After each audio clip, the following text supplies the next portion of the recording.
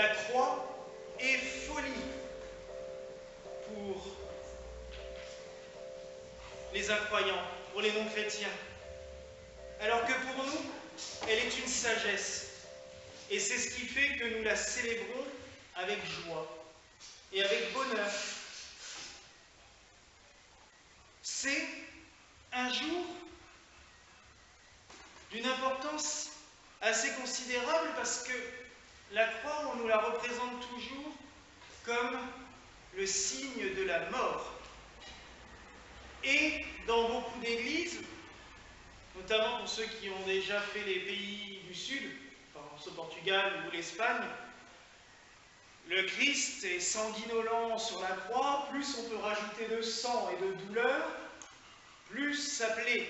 Et c'est vrai qu'en Alsace, par exemple, et dans les régions germaniques, on a eu ce gros souci à la fin du Moyen-Âge, c'est que plus le Christ était sanglant, plus on était content. Alors que la croix est un symbole de joie et de triomphe. Petite anecdote assez cocasse, Grégoire de Tours nous raconte, donc 6e siècle à peu près, nous raconte qu'un jour, dans une église, on a installé une croix avec le Christ souffrant dessus.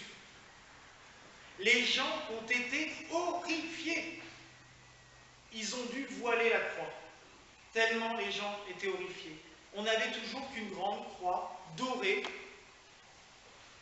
dans l'église, une croix triomphale, une croix pleine de pierreries, ou alors, quand on représentait le Christ, qu'on a vu jusqu'au XIIe siècle, c'était un Christ habillé en prêtre souvent, soit avec les ornements comme les prêtres actuels, soit avec un habit royal, même avec une couronne de roi et pas une couronne d'épines. Pourquoi? Parce que oui, le Christ est mort sur la croix. Il a souffert la passion. Il est mort comme un esclave. Je rappelle toujours que mourir sur la croix était le pire des supplices que l'on pouvait vivre, puisque les Romains réservaient ça aux esclaves. À l'époque, un esclave n'était pas considéré comme un être humain, c'était un meuble. Soit dit en passant, notre loi considère toujours nos amis les animaux comme un meuble aussi.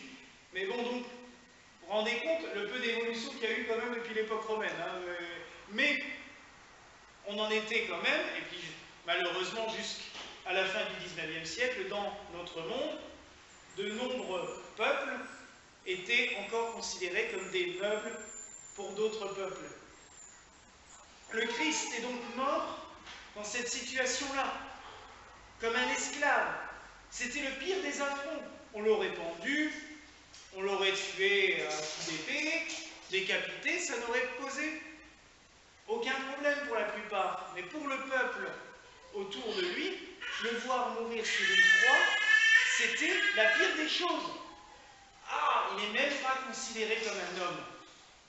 Notre roi, notre Seigneur, notre Dieu fait homme, n'était même pas considéré comme un homme par ses bourreaux.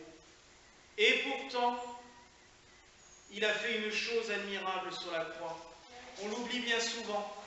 Sur la croix, il a pardonné. C'est pas facile. Dieu sait que ce n'est pas facile. Et je pense que le Christ, il a fallu toute sa volonté et toute la force divine qu'il avait en lui, son rôle de fils de Dieu, pour avoir la force de pardonner. Pardonner à ceux qui nous font du mal est compliqué. Lui, il a pardonné à ceux qui l'ont tué. Et encore, on aurait pu le tuer. Mais on a médit sur lui. On a raconté les pires choses sur lui. C'était un mauvais. C'était un menteur. C'était un hérétique. Et pourtant, il a pardonné. Que le Seigneur, en ce jour de la fête de la croix, nous donne la capacité et la force, non seulement de porter les croix du supplice, des infamies qu'on peut vivre, mais aussi, surtout, qu'il nous donne la force du pardon, qu'il nous aide à pardonner aux autres et à pardonner à ceux qui nous font du mal. Nous allons tout à l'heure vénérer la croix avec un rite ancestral. Nos amis orientaux, et notamment les rites byzantins, ont gardé dans les cathédrales le rite de l'exaltation de la croix. En France, on sait, par aussi Grégoire de Tours, que quand Sainte Radegonde, reine de France, qui elle aussi avait subi la calomnie, pensez donc que son mari avait des vues sur une autre femme, alors, pour se débarrasser de sa femme, à l'époque quand c'était une reine, et qu'en plus elle était très pieuse, était très croyante, bon, on l'a accusée de tous les vices possibles pour l'éloigner de la cour. Sainte Radegonde, elle, ça lui a fait plutôt plaisir, parce que elle, tout ce qu'elle rêvait, c'était d'entrer au couvent. Alors elle est partie à Poitiers, elle a créé un couvent, mais comme elle était quand même toujours reine de statut, elle avait des contacts dans tous les peuples et tous les pays, et elle a obtenu de l'empereur de Byzance un grand morceau de la relique de la vraie croix, et cette relique d'ailleurs a échappé aux ravages de la Révolution, et elle est toujours vénérée dans le monastère que Sainte Radegonde a fondé à Poitiers. Cette relique est toujours vénérée tous les ans pour la fête de la croix. Donc, elle a fait venir cette croix, mais avec cette croix, elle s'est dit comment faire pour la célébrer. Nous ne savons pas ici, à Jérusalem, dans les pays d'Orient, ils ont des morceaux de la vraie croix depuis que Sainte Hélène l'a trouvé, qu'elle l'a partagé. Ils ont les rites. Alors elle ne s'est pas cassé la tête. Et elle a fait venir des prêtres syriens. Alors je suis encore plus heureux que le Père Elias soit avec nous ce soir, puisque pour célébrer la croix, d'avoir aussi avec nous un prêtre syrien, c'est un honneur. Mais elle a fait venir toute une pléthore de prêtres syriens à l'époque, qui ont enseigné au clergé de France et au clergé de Poitiers comment célébrer la croix. Alors il y a eu un mélange entre les traditions orientales, le rite de l'exaltation, et puis les traditions occidentales, puisqu'ils avaient un évêque à Poitiers à l'époque, qui était un grand poète, Venance Fortunat, et qui a composé des textes splendides en l'honneur de la croix, dont le Vexilla Regis. Nous allons le chanter en français dans un instant, et sœur Birgit nous le reprendra en grégorien pendant la communion.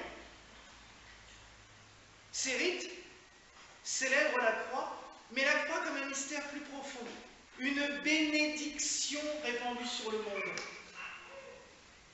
L'évêque, découvert, tout à l'heure, je prendrai la croix dans mes mains recouvertes par la chasuble, en signe d'humilité, déchaussée aussi devant la croix du Sauveur, et tout en faisant la litanie diaconale que nous avons dans notre liturgie, nous prierons le Seigneur de répandre sa bénédiction sur les 4 points cardinaux. À chaque intention de prière, je chanterai 11 fois Kyrie eleison, et puis le 12e, vous le reprendrez avec moi tous ensemble, et nous bénirons les 4 points cardinaux. Il y a 4 points cardinaux dans le monde, sur le monde. Le monde est comme recouvert d'une croix de protection par ces points cardinaux. On appelle les 4 confins. Que le Seigneur répande sa bénédiction. Il est mort sur la croix, il a été élevé de terre, comme il nous l'a dit dans l'Évangile. Je serai élevé de terre pour que vous puissiez vaincre le mal. Vaincre encore une fois. La bénédiction du Sauveur se répande sur le monde par le bois sur lequel il a versé son sang. Que sa bénédiction se répande sur le monde entier pour nous apporter la paix, chasser le mal, chasser toute cette méchanceté, cette médisance, ces mauvais esprits qui passent leur temps à salir le nom du Christ, qu'il ramène la paix dans les cœurs, qu'il ramène la paix et la sérénité dans tous les cœurs, et que sa croix se marque dans le cœur de chacun, qu'elle soit imprimée en nous tous ici présents, en tous ceux qui suivront cette homélie et cette célébration par les moyens modernes de communication, et que cette bénédiction se répande à jamais sur le monde. Voilà la grâce que je vous souhaite en cette fête de l'exaltation de la croix. Et nous allons bénir aussi le raisin. Rappelez-vous que le raisin pressé, c'est le symbole du Sauveur. Les pères de l'Église ont souvent appelé la croix le pressoir mystique, et pour cela, on a représenté ici le pressoir avec les raisins, nous allons les bénir, vous en partagerez après la messe, vous en prendrez avec vous, on les partagera aux agapes. On va presser, je demanderai à des bras forts après de venir m'aider à tourner le pressoir parce qu'il est rude. On va presser un peu de jus de raisin et on en boira tous, en symbole aussi du Sauveur qui a répandu son sang sur le pressoir de la croix. Que le Seigneur donc répande sa bénédiction sur nous, au nom du Père, du Fils et du Saint-Esprit. Amen.